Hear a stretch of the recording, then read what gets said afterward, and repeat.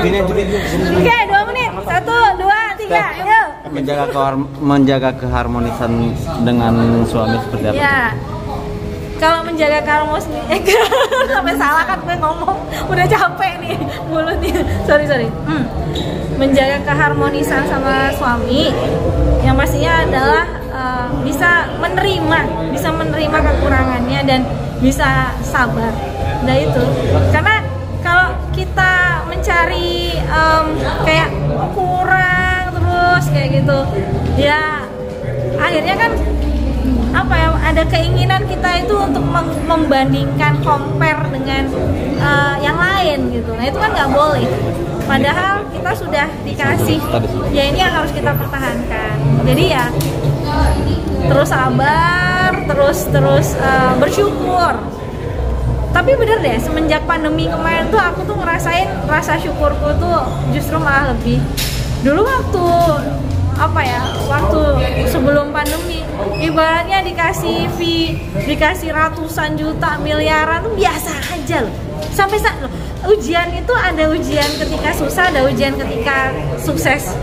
Justru pada saat aku waktu itu lagi di atas, aku justru malah kayak hilang arah, aku nggak ngerasa, kayak nggak bersyukur dapat ini kok kayak biasa aja ya. Nah ini yang justru malah kita bisa kufur nikmat tuh di situ. Tapi ketika pandemi kemarin, ya Allah, usaha aku untung 500.000, untung 1 juta, untung ratusan rupiah gitu, itu rasanya alhamdulillah, seneng. Apa sih, passion, hasratnya itu tumbuh lagi gitu. Jadi akhirnya buat aku kalau ketika suami aku kemarin juga lagi pandemi, pendapatannya juga berkurang, aku malah bukan menjauh, malah makin kenceng mendekatnya, karena ngerasa bahwa oh ya, ternyata kesederhanaan ini yang bisa mendekatkan kita. Nggak perlu yang melulu harus dinner, dikasih berlian atau apa, enggak ya. Esensinya rumah tangga aku ya memang berdua sederhana. Pulang duluan. Belum. Kasih jauh. Cibubur nih, Bogor. Iya. Teh, saat ini kan lagi marak-maraknya di kalangan selebritis yang mengalami kejadian atau ini ya dalam rumah tangga. Ya. Itu menjadi pelajaran nggak sih? Sangat. Jadi kita bisa belajar dari teman-teman yang ngalamin ada masalah dalam rumah tangganya itu.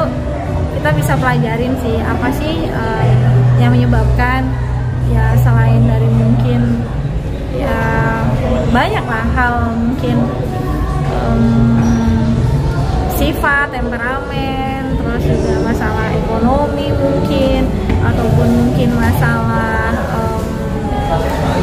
tersinggung ya, hal-hal yang kayak bikin cepet tersinggung. Nah itu justru malah menjadi kaca sih buat aku, dan bisa jadi kayak bahan pembelajaran gitu buat agar rumah tangga aku jangan gitu. Tapi kan ada juga yang istilah kata bermasalah berpisah, ada juga yang kembali, malah yang kembali lebih erat gitu. Nah, ya hubungannya. Itu ujian tuh itu, karena kembali lagi sih gini, yang ngejalanin kan pasangan tersebut, yang tahu berat tidaknya adalah pasangan tersebut ya. Kayak aku dengan suami aku juga seperti itu. Nah, ketika sudah bisa berdamai, ketika sudah bisa penerimaan, acceptance-nya, apa yang sudah misalkan wah ini suami udah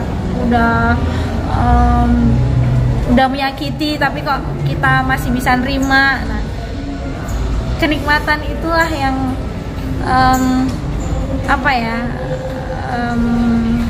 yang mungkin bisa membuat mereka bisa lebih erat lagi. Tapi Teteh sendiri melihatnya maksudnya gimana sih Teh? Gini, sudah pernah dilukain gitu ya, tapi bisa balik lagi dan malah lebih erat gitu. Ya itu memang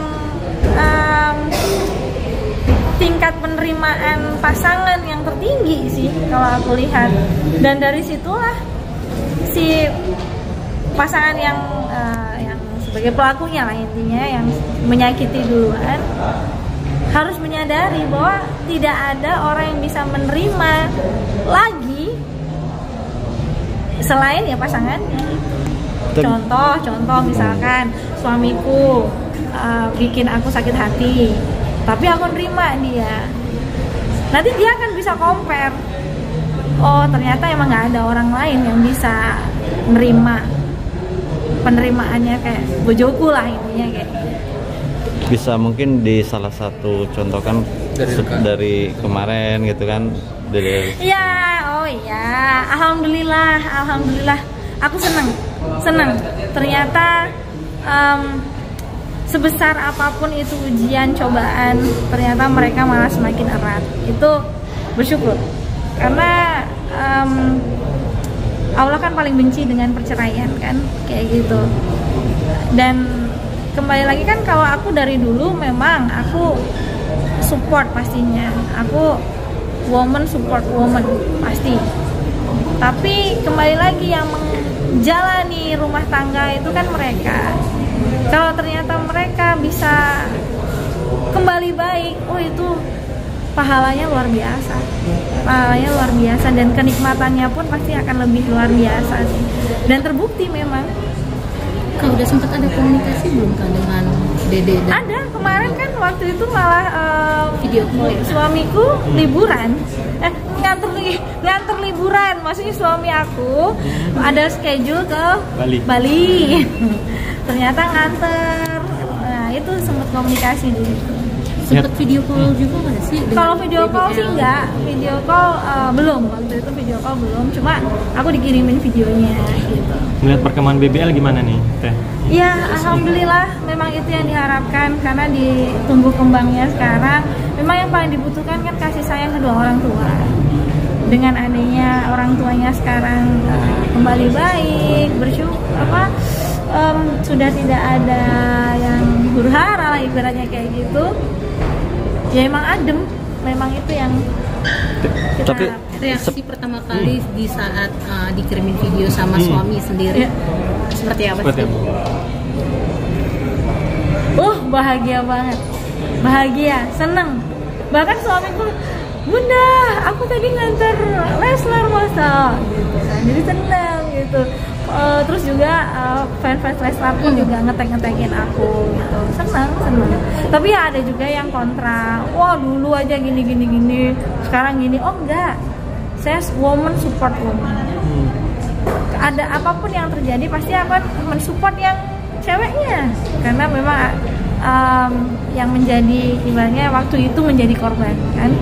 Tapi ketika sudah bisa menerima, harus kita berikan kesempatan dan harus kita support. Berarti terakhir kontak sama Dede pas kapan, ngobrolin apa tuh dikit? Ya itu, ayo dong kalau misal ini simulator, yuk gitu. Nanti Ayah Hendra yang nemenin kayak gitu. Habis itu udah deh, aku juga udah sibuk. Jadi aku baru bisa komunikasinya lewat DM dan juga komen di Instagram. Okay. Palingan ya komunikasi lewat WA apa, itu lebih ke menanyakan kabar sih. Oke, kasih ya. Makasih ya Teh.